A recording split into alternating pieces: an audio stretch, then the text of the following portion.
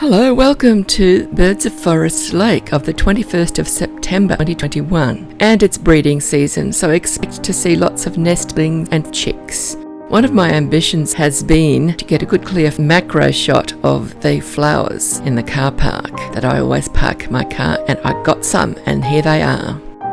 As I left the car park, I was met by a few ducks and some swamp hens and Eurasian Coot or two. I think the ducks are Pacific black ducks.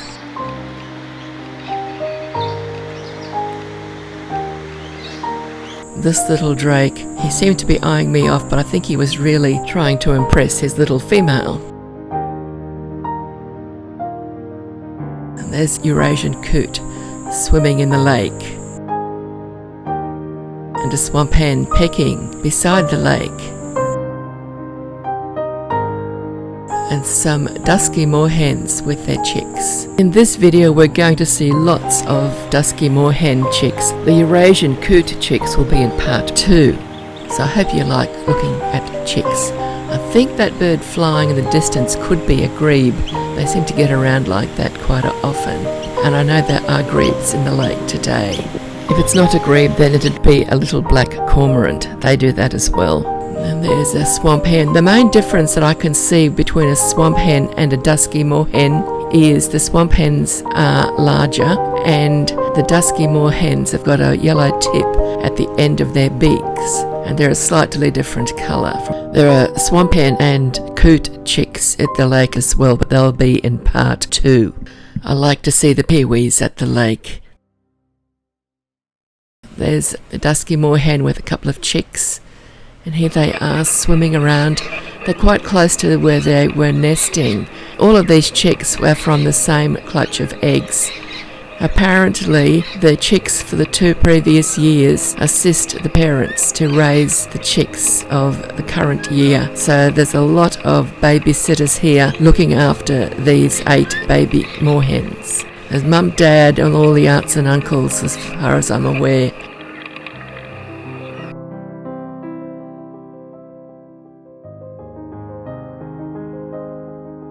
There's a chick, Dusky Moorhen chick. And sometimes you'll see the adults feeding the chicks, and sometimes they're not. That chick's trying to get fed, I think.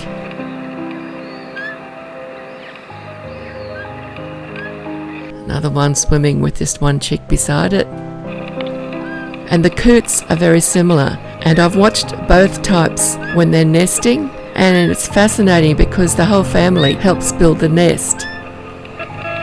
And one of them that is actually in control is I've seen standing on the nest putting all of the sticks and things in place, and the others are searching for the nest building materials and taking them back to the nest and giving them to the bird in charge, who then places them in the nest how she wants them.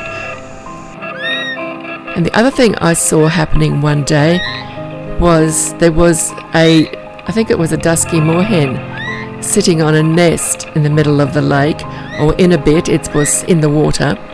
The nest was high but over water, and there was lots of water lilies around, and several of its helpers were swimming around busily, breaking off water lily leaves and taking them over to the one sitting on the nest, and she would take the leaves from the helper and lay them across the back, as though she was trying to cool down from the sun or something. It was all very interesting to watch. And they were carrying the leaves by the stems and handing them to the one who wanted them on the nest, and she took them from the stems as well. And this is the old nest where this current chicks was hatched. Just the first 8 that we've come across. There's lots of other families with chicks that we will see later on in the video.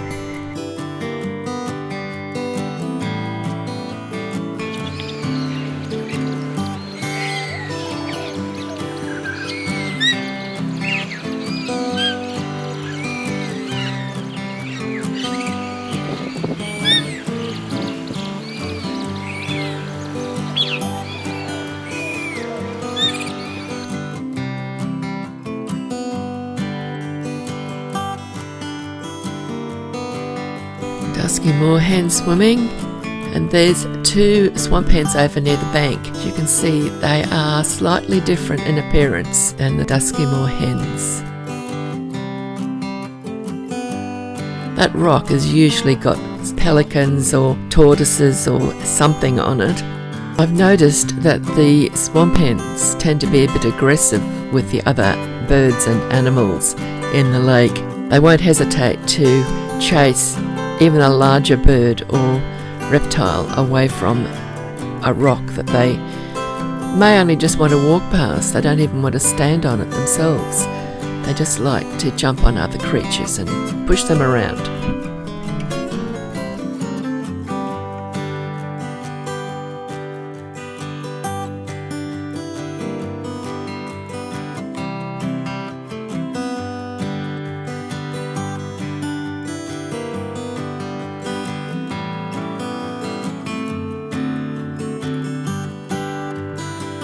As I walk the 2.5 kilometres around the lake, the scene changes and we come across different types of birds and sometimes lizards or tortoises.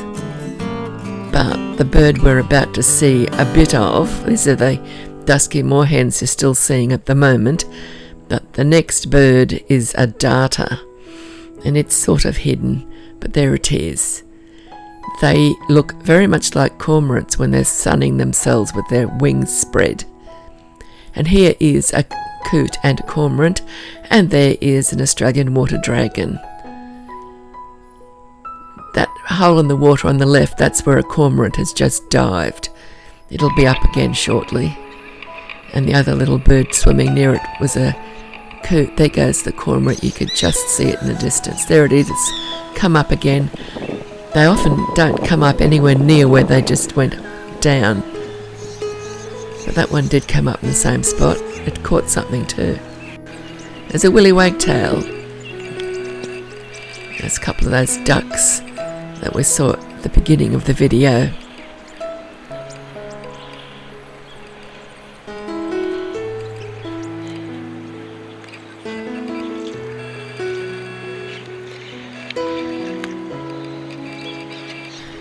Saw that hibiscus flower and I thought it was so pretty with the sun shining on it.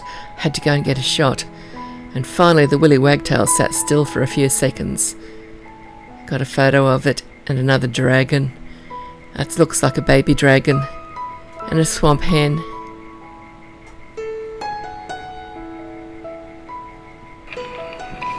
They just go around the lake pecking. I found that the swamp hens can be quite aggressive. I've seen them attacking other birds and animals several times now. That's the darter.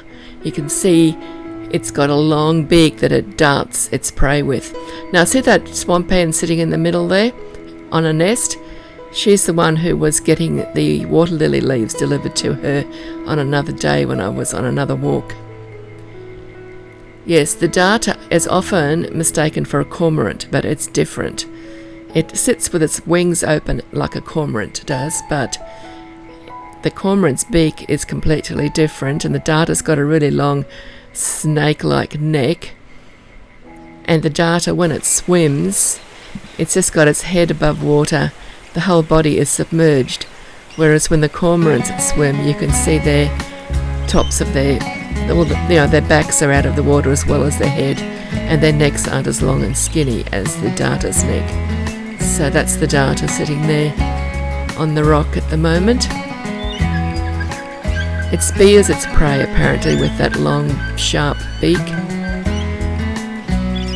whereas the cormorant's beak is thicker and it's got a hook at the end. But they both dive to catch their food.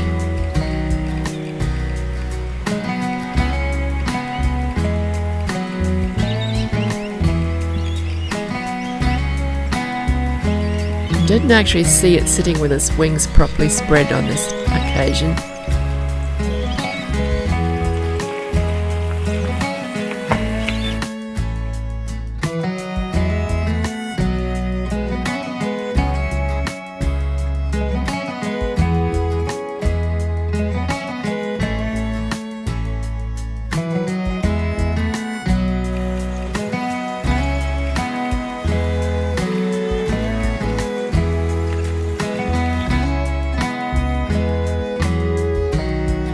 just some of the weeds that grow around the lake, and that tortoise is pretty well hidden there. Across on the other side of the lake you can see a big truck, and there's some men working there. What they're doing is they're cleaning out the pipes, because this is a man-made lake and they've been doing a lot of maintenance on it. That's why there's less water in it than usual as well.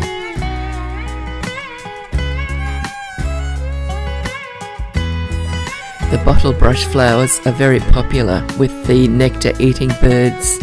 Parrots and honey eaters come and enjoy them. I just can't get over the size of the feet of the moorhens. Their feet seem to be much larger compared to their bodies than the swamp hen feet are. Now there's that grebe I was telling you about earlier. They're very shy, and this one saw me beside the bank taking its photo, and it just couldn't get far enough away fast enough.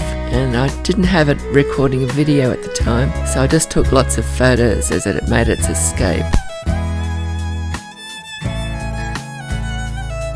By that point it had got far enough away and it stopped. Yes, these are welcome swallows. You see them with the Willey Wagtails darting over the lake, catching the insects. I had a look up about why they were called welcome swallows. The swallows, they fly out to sea, and the sailors coming along, we see the swallows landing on the boats, and then they know that they're getting close to land. And that's why they called them welcome swallows. They were being welcomed. The dragon fountain helps put oxygen in the lake when it's running. Here's a pair of coots building a nest. The one over on the nest is the bird that you see on the thumbnail, but you won't see that photo in this part. Photo will be in part 2. There is another Dusky Moorhen nest that's right up against the bank, but there are grevilleas and bottle brushes growing just above her on the bank, so she's really well protected. So here we are at the end of part 1. Please give it a like if you've enjoyed the video, and don't forget to watch part 2 later on when you've got time, because there's lots of more excitement in it. Bye bye for now, and thank you for watching.